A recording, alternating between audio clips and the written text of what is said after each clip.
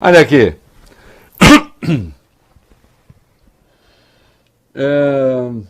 Tomara que a gente vá para um bom lugar, né? Tem aquela coisa de que momentos de crise podem ser importantes, porque aí então dá meio um freio de arrumação ali e as pessoas encontram o caminho. Eu não sei se acredito muito nisso não, como regra geral.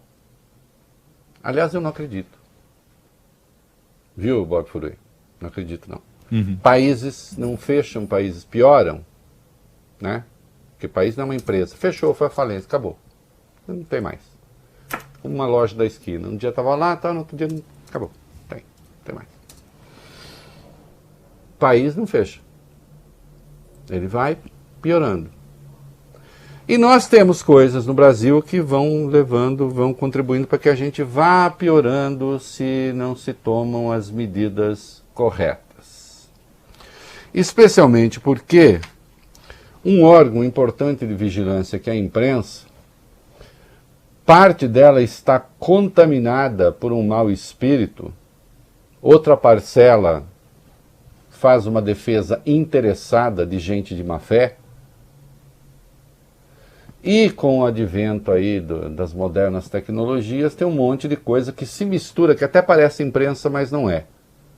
Né? Tem páginas aí que são páginas de negócios, nem sempre muito claros, que se confundem com imprensa. E aí as pessoas acham que é imprensa. Não, não é imprensa. O seu objeto principal não é a notícia, é fazer política. É ter uma interferência política.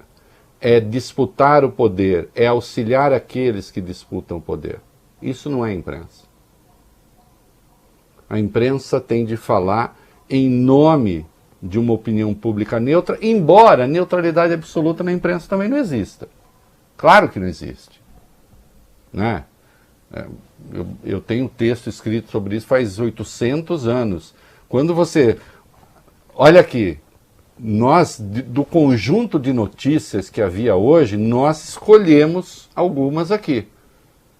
Tentamos ser o mais amplos que conseguimos ser. Mas, evidentemente, a gente fez uma escolha, fez uma seleção. Já aí tem um viés, é claro que tem um viés. Então, a neutralidade absoluta não existe, já a partir dos temas que você escolhe, da importância que você dá a eles. Agora, importante é que você esteja pegado aos fatos, importante é que você não minta, importante é que você não trabalhe com fake news, e, sobretudo, nos dias de hoje, com fake opinion. Porque também existe opinião falsa. Eu não posso ter opinião. Não, tem opinião que você não pode ter porque ela é mentirosa. Se a sua opinião está calcada num evento que não existe, ou em algo que não aconteceu, ou numa mentira, a sua opinião é falsa. Então é preciso muito cuidado, especialmente no momento em que todo mundo opina. Né?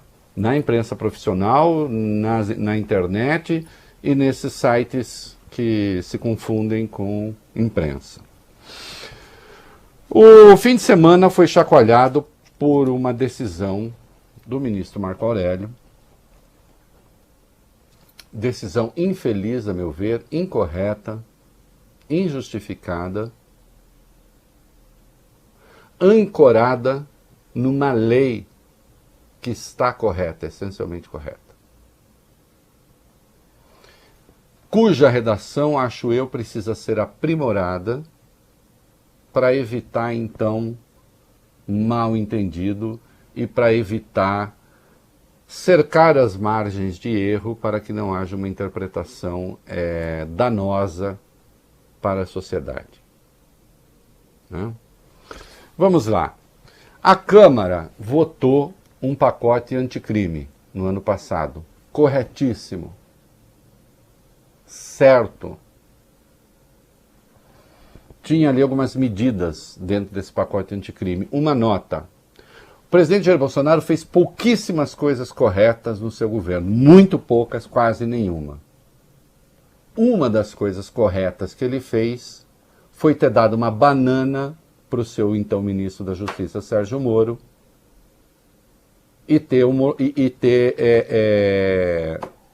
não ter vetado aspectos da lei anticrime que o Sérgio Moro queria que fossem vetados.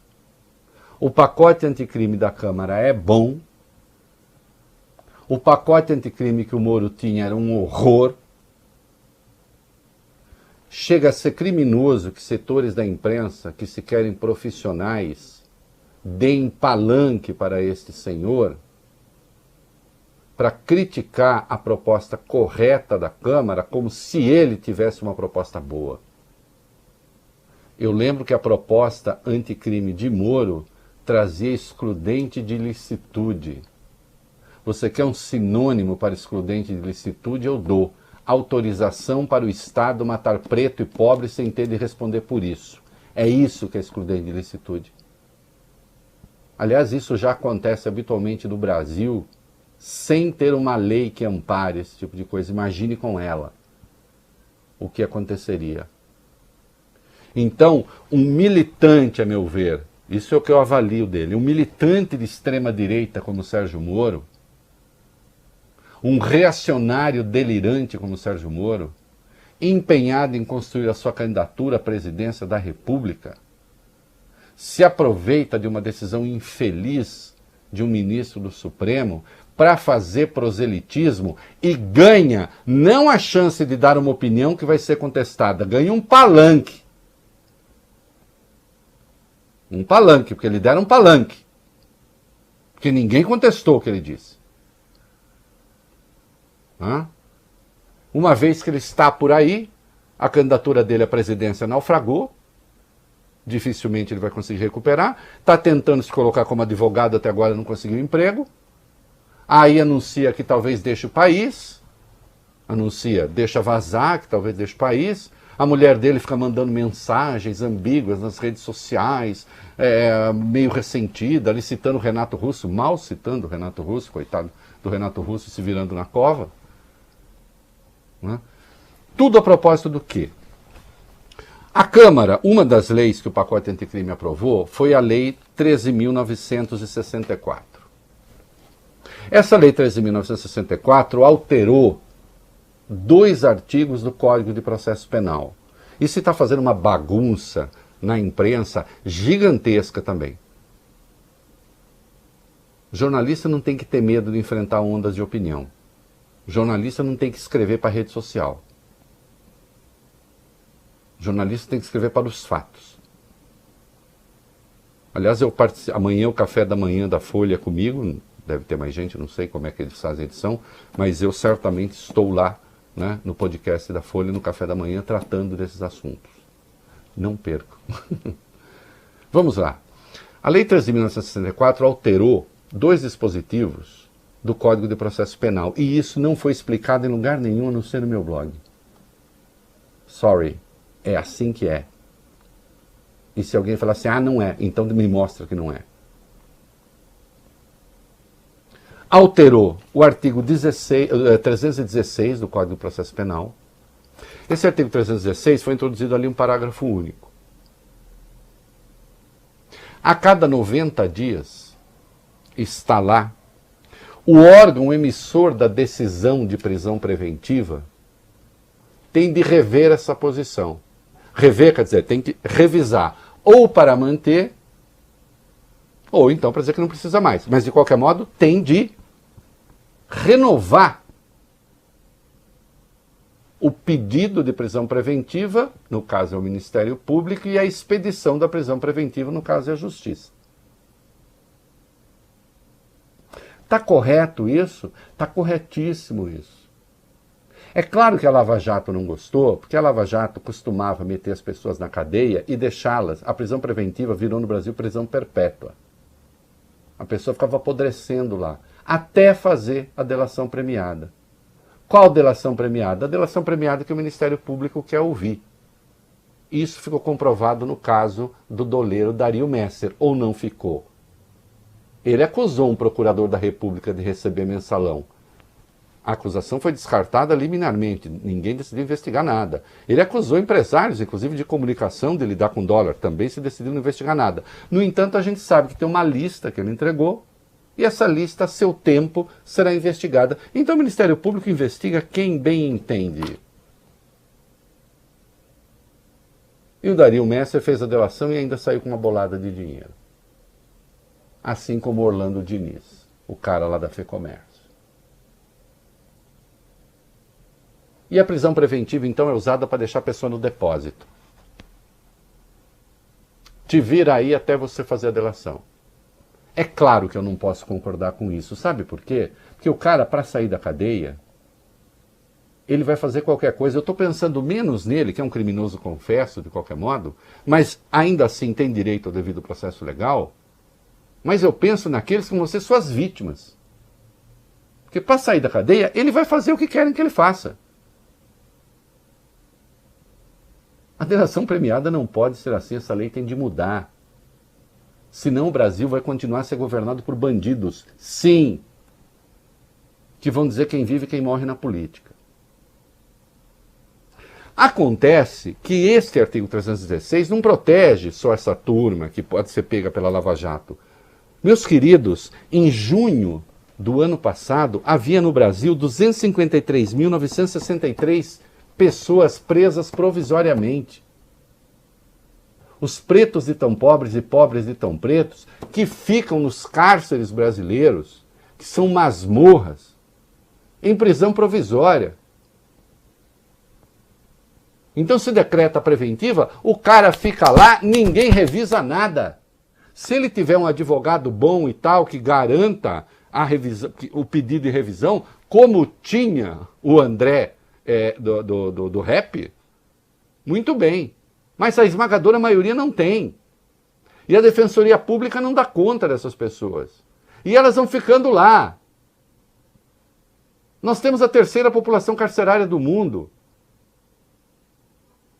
São mais de 750 mil pessoas nos presídios e 15 mil, quase 16 mil pessoas nas delegacias.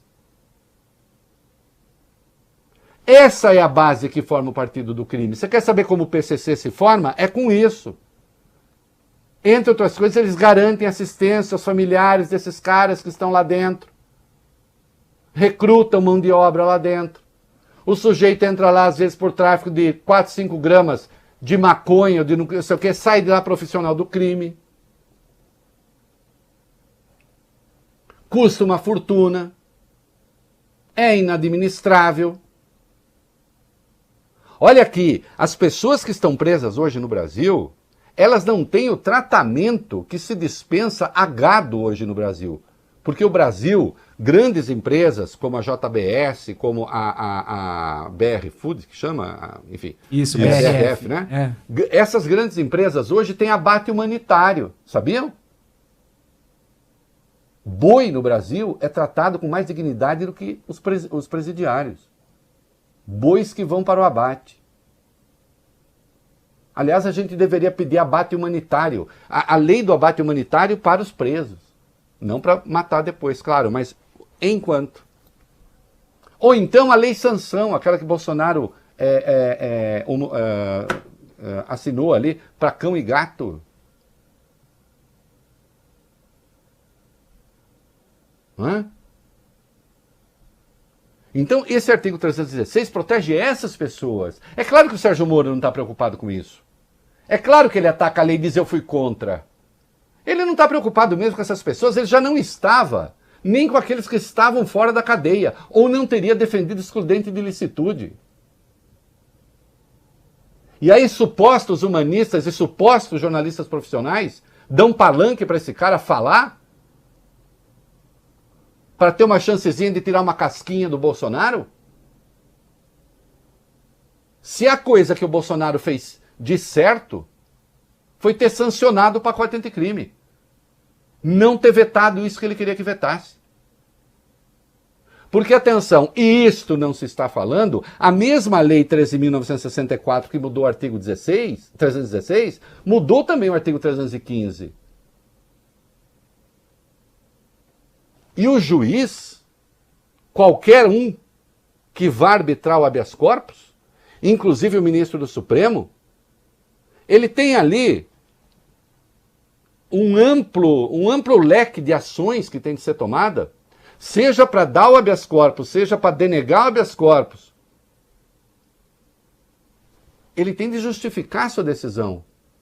Não é simplesmente carimbar o sim ou não. E foi aí que o Marco Aurélio errou. De fato, o Ministério Público não pediu a revisão, a reedição da prisão preventiva. E, olha aqui, uma forma de sabotar a lei é fazer de conta que ela não existe. Para botar bandido na rua e depois falar a lei é ruim. Não, a lei não é ruim, não. Tivesse o Ministério Público se manifestado a tempo, talvez, não estou na cabeça do ministro, ele tivesse negado habeas corpus. Só que o Ministério Público nem aí. Seja por negligência industriada, seja porque se distraiu, não vou entrar no mérito. Acontece que o Marco Aurélio não, e é aí que eu discordo do ministro, ele acha assim, já que não justificou, tome habeas corpus. Não. Eu também sou garantista, o ministro Gilmar Mendes é garantista e já negou habeas corpus nessas circunstâncias. Porque o ministro que concede habeas corpus tem de pensar no artigo 315, que foi mudado também pela Lei 3.964, e no artigo 312 do mesmo Código, que estabelece as condições da prisão preventiva. E a prisão preventiva é garantida no Brasil em 4 circunstâncias, desde que haja a evidência de autoria. Bom, a evidência de autoria dos crimes do André do Rep estão dadas. Aí, você garante a preventiva no caso de manutenção da ordem pública, de manutenção da ordem econômica, na garantia da instrução criminal, ou para garantir a execução, que a lei penal se cumpra, o cumprimento da lei penal. Isto é, evitar fuga. O Marco Aurélio tinha todas as razões para, a despeito da falha do Ministério Público, manter a prisão preventiva e, portanto, negar o habeas corpus. Não, ele não tomou uma decisão ilegal. Acontece que não há uma única maneira de tomar uma decisão legal. Se ele tivesse mantido o André do Rep na cadeia, ele estaria tomando uma decisão legal. Porque o artigo 315 do Código de Processo Penal o autoriza a fazer gestões, a fazer consultas, a avaliar a sua ação. E o artigo 312 é explícito, no caso deste rapaz, em demonstrar que ele tem de continuar na cadeia. Ainda que ele não tenha o trânsito em julgado. Na verdade, o que está por trás disso é uma pressão para que se execute a pena depois da prisão em segunda instância, contrariando a Constituição. É uma pressão que vem dos setores do lavajatismo, porque consideram que esta lei prejudica a operação, porque com ela fica difícil manter as pessoas presas indefinidamente. Você ferra a garantia de milhares de pessoas pretas e tão pobres e pobres e tão pretas para manter uma tese. A Lava Jato, que tanto mal tem feito ao Brasil. Ah, mas acabou a corrupção. É mesmo. É mesmo. Olha aqui. É perfeitamente possível criticar a decisão do Marco Aurélio, defendendo a lei e, eventualmente, mudando a redação para que ela fique mais clara. Então, quando se diz que o órgão emissor da decisão de prisão tem de revisar, que órgão é esse? A depender de quem decretou a prisão. Isso não está claro. Então, que fique claro. Mas evidentemente começou a guerra para ver se acaba com uma lei que é boa, com uma lei que é positiva. Que é uma lei que pode concorrer para que milhares de pessoas que estão jogadas na pocilga, que não têm direito nem às condições da lei de abate humanitário no Brasil, que não têm direito nem à lei sanção, sancionada por Bolsonaro, que protege cachorro e gato, não fique lá eternamente naqueles depósitos e naquelas fábricas de bandidos, que é o que são os presídios brasileiros. E aí vem um cara que defendeu excludente de licitude para atacar uma lei correta. Não só ele, ou a deputada Janaína, que se elegeu grudada no bolsonarismo, depois aí se distancia, depois o Bolsonaro melhora, se aproxima, depois não consegue fazer, sei lá, não tem as pretensões atendidas, volta a atacar Bolsonaro. Professora de direito penal, aliás, atacando uma lei que garante direitos básicos para as pessoas. Em que país do mundo, em que democracia do mundo as pessoas ficam presas, sem prazo, sem que haja, pelo menos, a convicção de culpa formada contra elas?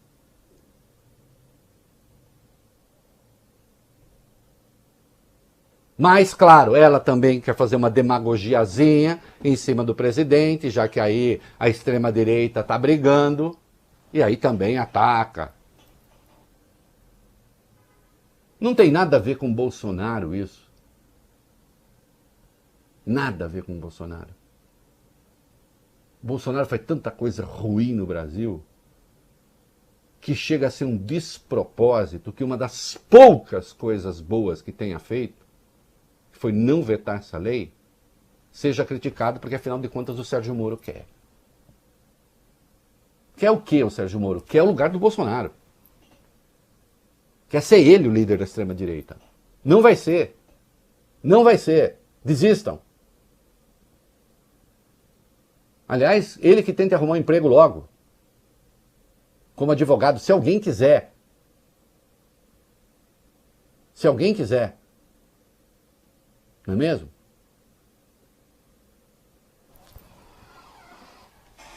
Tá claro. Tem nada de errado com a lei, embora ela possa ser clarificada. A lei protege miseráveis, pobres coitados, que estão estocados em masmorras.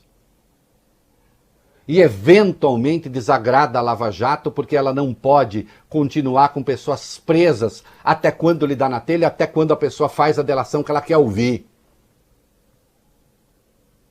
Selecionando alvos. Lava Jato, aliás, que hoje tem um capítulo importante, porque nós vamos ver uma reportagem publicada por Intercept Brasil, do que eles são capazes. A que despropósito chega a agressão às instituições e ao devido processo legal.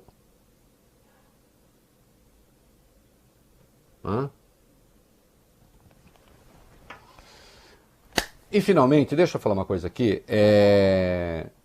Descobriu-se que a advogada que entrou com o pedido de habeas corpus é sócia de um ex-funcionário do gabinete do Marco Aurélio, e aí se está falando de suspeição do ministro, impedimento do ministro. Leiam o Código de Processo Penal, não é caso de suspeição, a menos que se parta do princípio que o ministro está formando uma espécie de quadrilha com o PCC. Aí também já é um pouco demais. Né? E outro, o ministro já deu dezenas de habeas corpus, passando de centena de gente com quem ele não tinha a menor relação. E de resto, em Brasília, um ministro do Supremo conhecer um advogado, se ele fosse dar impedido porque conhece advogado, ninguém julga nada. Nós já vimos ex-ministros do Supremo atuando como advogados no próprio Supremo com ex-colegas ali. Você imagina, não posso ser impedido porque eu já fui colega dele de tribunal. Isso é o de menos. A decisão do ministro, embora encontre respaldo na lei, porque ele pode dizer, cumprir a lei? Cumpriu. Parágrafo único do artigo 316. Acontece que ele não tem apenas o parágrafo único do artigo 316. Ele tinha o artigo 315. Ele tem o artigo 312. O 315 lhe dá a chance de fazer consultas, de saber em que pé estão as coisas. Um artigo bastante amplo. E o 312 estabelece as condições para uma prisão preventiva. E quem é o juiz máximo da hora é ele. E, finalmente, a imprensa, aí toda ela, não pode, diante de uma ilegalidade, esta sim flagrante, cometida pelo Luiz Fux, calar-se, só porque concorda com o conteúdo da ilegalidade. O Marco Aurélio fez mal em conceder o habeas corpus. Concedido André, do rap, tendo saído da cadeia, ele se pirulitou. Quando o Fux cassou a liminar do Marco Aurélio, a Inês já era morta. Cassou para ganhar o aplauso da opinião pública. Só que o fez apelando à Lei 8.437, parágrafo 4º. Eu morri de vergonha. De vergonha. Porque eu estou com a lei aqui. Estou com a lei aqui. Eu peço aos meus coleguinhas, por favor, que quando se depararem, primeiro que leiam os despachos dos ministros, né? E quando se depararem com a lei, vão ler a lei. Parágrafo 4º, usado pelo Fux para cassar a liminar do Marco Aurélio. Compete ao presidente do tribunal, ao qual couber o conhecimento, ele disse que está cassando com base nisso aqui, ao qual couber o conhecimento do respectivo recurso, suspender em despacho fundamentado a execução da liminar nas ações movidas contra o poder público ou seus agentes. Essa ação é contra o poder público ou seus agentes? É? É contra o poder público e seus agentes? Não! O poder público não é. O poder público não é parte. Os agentes do poder público não são parte desse caso. A fundamentação é absolutamente legal. Absoluta, escancaradamente legal. O Fux vai se comportar agora como ditador do Supremo? Ele já suspendeu o juiz de garantias e não deu prazo para voltar a votar. E a gente sabe, ele ficou 4 anos sentado em cima, lembra? Do auxílio moradia estendido para todo mundo no Ministério Público, todo mundo no Judiciário, que custou 5 bilhões aos cofres públicos. Ele ficou 4 anos sentado em cima disso. Essa fundamentação é ilegal. Também ela é ilegal. A do Marco Aurélio é desastrada, ilegal não é. A do Fux é ilegal. Aí outro dia, os julgamentos eram feitos em turmas, ele cismou que não ia ser mais. É assim? Hoje Bolsonaro foi falar com ele. Ele está ressentido que o Bolsonaro não falava com ele, não sei o quê, indicou ministro para o Supremo sem falar com ele, candidato, né? O Cássio Marques. Hoje o Bolsonaro foi falar com ele. Espero que sossegue, que tenha, digamos, o seu ego afagado o suficiente, que sua basta cabeleira, original ou não interessa. Ele fica bravo que eu falei isso. Fux, não fica bravo, as florestas da Holanda também não são originais. A Holanda ficou carequinha de floresta original, depois eles replantaram. Seu topete sendo prestigiado.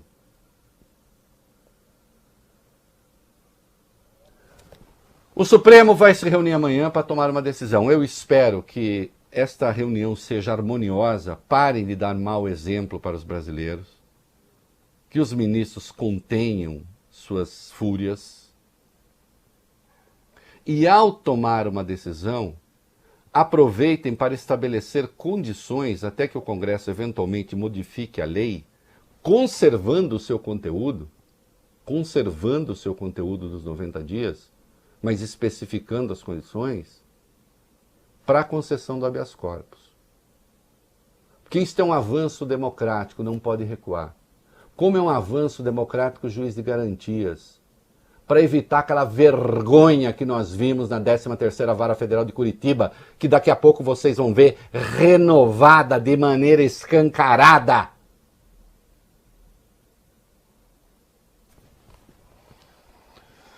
Ô, queridos, Oi. Vocês viram que eu já dei uma antecipada na pauta? Uhum.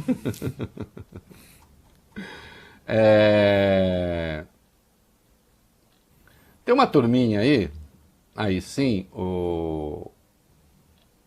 não, antes, teve um lance engraçado, o Bob Furuia. O Marco Aurélio andou dando entrevista, parece que ele tá meio bravo com o Fux. Ele também resolveu brincar com a cabeleira do Fux. O item 6, por favor, vai lá. Vamos lá, Reinaldo. Depois que o presidente do Supremo, Luiz Fux, suspendeu a decisão de Marco Aurélio, o confronto tem o seu lado cômico. Em entrevista ao painel da Folha, por exemplo, Marco Aurélio disse o seguinte, aspas, só quero que o presidente Fux não casse o meu contra-cheque. Ele que é um grande caçador com C cedilha. Caçar, o primeiro caçar é com 2 S's, que caçar com 2 S's é retirar um direito, retirar uma prerrogativa. Caçar mandato, por exemplo. Né? E ele, um caçador com C aí, fazendo alusão ao bandido. E em outra entrevista, Reinaldo, da Rádio Gaúcha, Marco Aurélio fez piada com a cabeleira do Fux. Aspas para o ministro. Tem umas fotografias com ele em congresso 30 anos atrás e a mudança foi fabulosa. Eu gostaria de saber o remédio que ele toma para tomar também. Vamos patenteá-lo e ganhar dinheiro. Bom, eu também queria saber. Eu também queria saber.